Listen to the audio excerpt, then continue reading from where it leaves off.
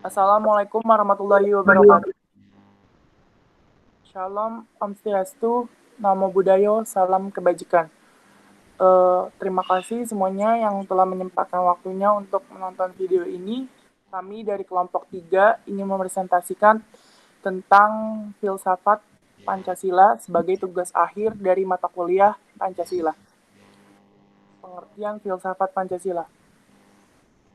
Filsafat berasal dari bahasa Yunani filosofia, tersusun dari kata philos yang berarti cinta atau philia yang berarti persahabatan, dan kata sophos yang berarti kebijaksanaan, pengetahuan, keterampilan, pengalaman praktis, dan intelijensi. Dengan demikian, filosofia secara menyeluruh berarti mencintai kebijaksanaan. Kata kebijaksanaan juga dikenal dalam bahasa Inggris yaitu wisdom.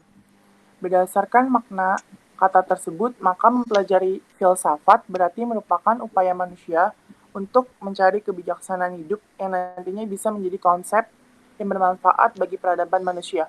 Jadi, mempelajari ilmu filsafat itu untuk mencari kebijaksanaan hidup dari yang manusia itu kurang mengerti tentang kebijaksanaan hidup, jadi mengerti tujuannya untuk kehidupannya lebih baik daripada sebelumnya. Next ada filsafat Pancasila. Filsafat Pancasila adalah penggunaan nilai-nilai Pancasila sebagai dasar negara dan pandangan hidup bernegara. Sebagai filsafat negara, tentunya Pancasila harus berperan sebagai pandangan hidup oleh semua masyarakatnya. Kekhasan nilai filsafat yang terkandung dalam Pancasila berkembang dalam budaya dan peradaban Indonesia, terutama sebagai jiwa dan asas kerohanian bangsa dalam perjuangan kemerdekaan bangsa Indonesia.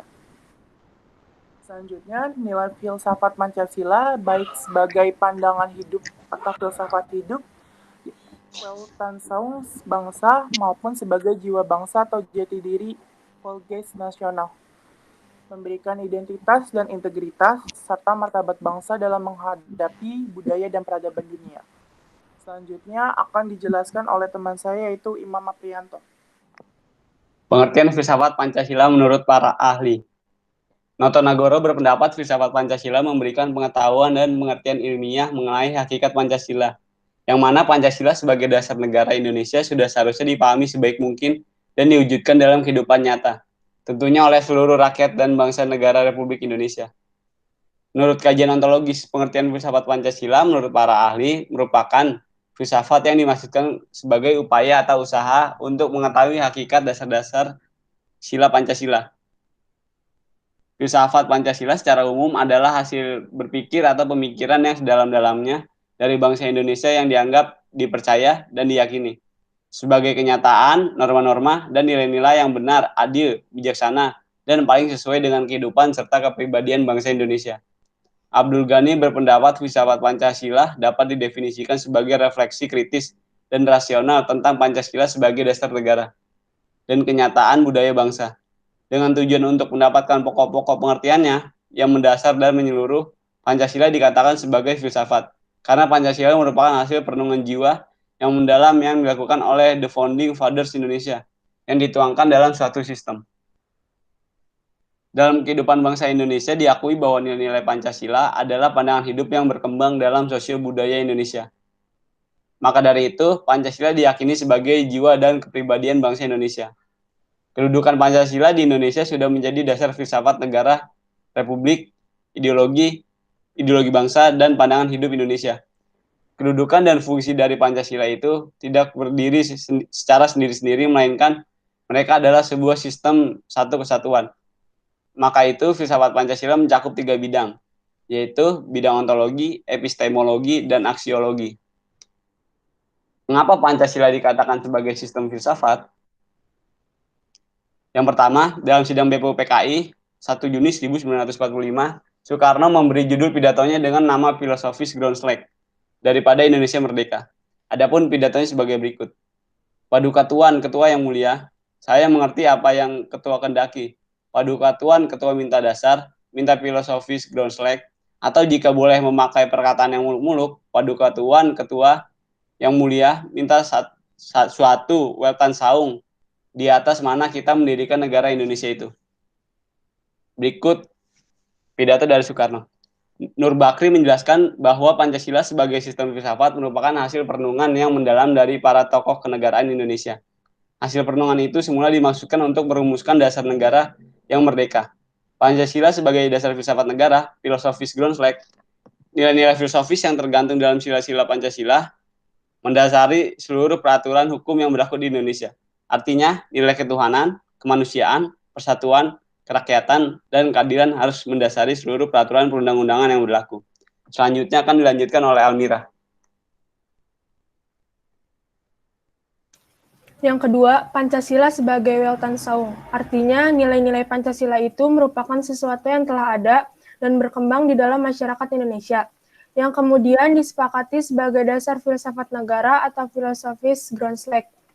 Weltanschauung merupakan sebuah pandangan dunia atau worldview. Hal ini menyetir pengertian filsafat oleh J.A. Layton sebagaimana dikutip De Lianggi. A complete philosophy includes a worldview, a reasoned conception of the world, cosmos, and life view, a doctrine of the values, meaning, and purpose of human life. De Lianggi 1977. Ajaran tentang nilai, makna, dan tujuan hidup manusia yang terpatri dalam Weltanschauung itu menyebar dalam berbagai pemikiran dan kebudayaan bangsa Indonesia. Filsafat Pancasila sebagai Genetivus Objectivus dan Genetivus Subjectivus. Yang pertama, Pancasila sebagai Genetivus Objectivus. Artinya, nilai-nilai Pancasila dijadikan sebagai objek yang dicari landasan filosofinya berdasarkan sistem-sistem dan cabang-cabang filsafat yang berkembang di Barat. Misalnya, Notonegoro menganalisis nilai-nilai Pancasila berdasarkan pendekatan substansialistik filsafat Aristoteles sebagaimana yang terdapat dalam karyanya yang berjudul Pancasila Ilmiah Populer. Adapun Drijarkara menyoroti nilai-nilai Pancasila dari pendekatan eksistensialisme religius sebagaimana yang diungkapkannya dalam tulisan yang berjudul Pancasila dan Religi. Yang kedua, Pancasila sebagai Genetivus Subjectivus. Artinya nilai-nilai Pancasila dipergunakan untuk mengkritisi sebagai berbagai aliran filsafat yang berkembang, baik untuk menemukan hal-hal yang sesuai dengan nilai-nilai Pancasila maupun untuk melihat nilai-nilai yang tidak sesuai dengan nilai-nilai Pancasila. Selain itu, nilai-nilai Pancasila tidak hanya dipakai dasar bagi pembuatan peraturan perundang-undangan, tetapi juga nilai-nilai Pancasila harus mampu menjadi orientasi pelaksanaan sistem politik dan dasar bagi pembangunan nasional. Contoh filsafat Pancasila. Yang pertama, menjaga toleransi. Contoh filsafat Pancasila yang bisa diterapkan dalam keseharian kita adalah menjaga toleransi antar individu dan kelompok. Sebagai manusia, tidak bisa dipungkiri bahwa kita membutuhkan kehidupan sosial dengan berinteraksi dengan manusia lainnya.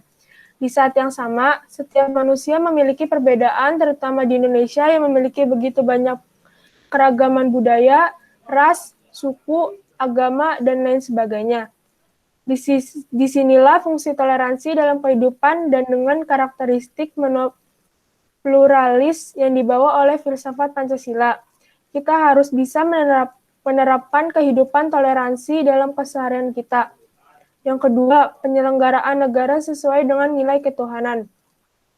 Dalam hal ini, Pancasila juga memberi dasar bahwa segala penyelenggaraan negara, baik materi maupun spiritual, harus sesuai dengan nilai-nilai ketuhanan seperti yang dipaparkan dalam sila pertama Pancasila.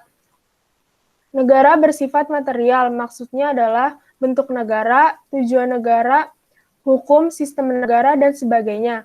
Sementara itu, yang dimaksud dengan negara bersifat spiritual adalah moral agama, moral penyelenggara negara, dan semacamnya. Oleh karena itu, berpegang pada sila pertama Pancasila, ke semua aspek pelaksanaan negara, baik material dan spiritual tersebut, harus sesuai dengan nilai-nilai yang berasal dari Tuhan sebagai causa prima.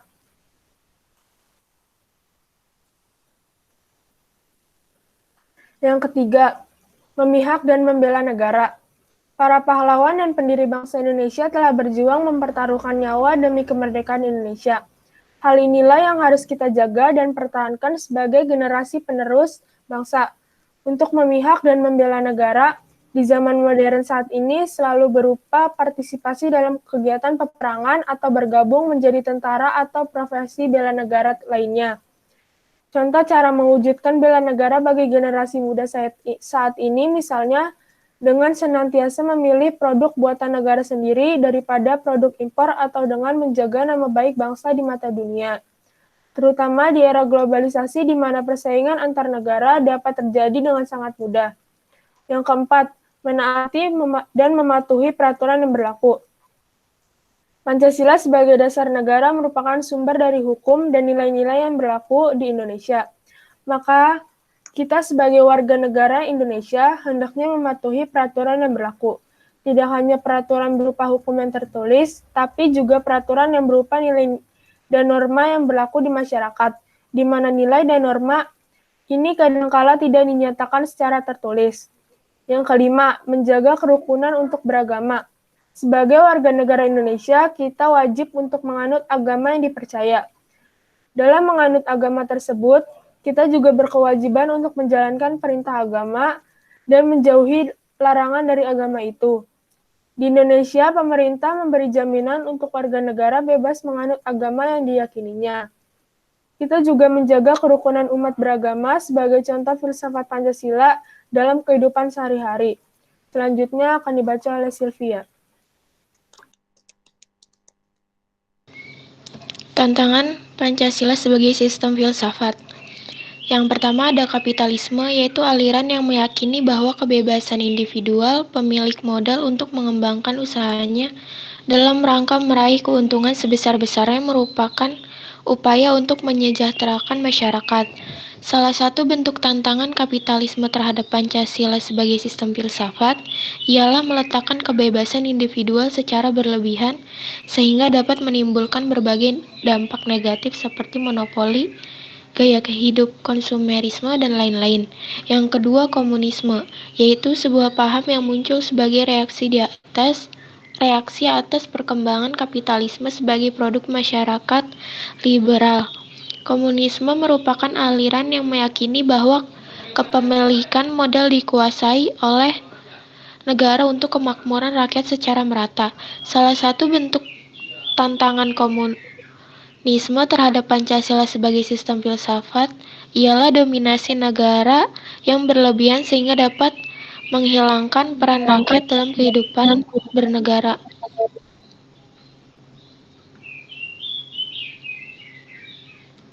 Menurut salah satu filsuf, Rocky Gerung, saat dilakukan wawancara melalui salah satu akun di YouTube, beliau mengatakan bahwa Pancasila bukanlah ideologi negara karena menurutnya sebuah ideologi mesti utuh dan tak ada pertentangan di dalamnya. Sila pertama dan sila kedua sudah bertentangan. Rocky mengatakan arti sila pertama, ketuhanan yang Maha Esa, adalah menghadapkan wajah ke langit. Sila itu menganggap bahwa hanya dari situlah sumber kebaikan untuk manusia. Lalu sila kedua, kemanusiaan yang adil dan beradab, dapat diartikan bahwa berbuat baik itu tak perlu menghadap langit. Kalau saya berbuat baik berharap dari langit, artinya saya tidak jujur berbuat baik. Itu saya namakan humanisme, kata Rocky. Rocky pun menegaskan, berideologi hanya bisa dilakukan oleh manusia, bukan negara. Baginya, negara adalah barang mati, bersifat abstrak, dan tak perlu berideologi. Dalam komentar akun YouTube tersebut, timbulnya kontroversi atau pertentangan dari beberapa masyarakat, walaupun ada juga yang memberi respon baik terhadap ucapannya.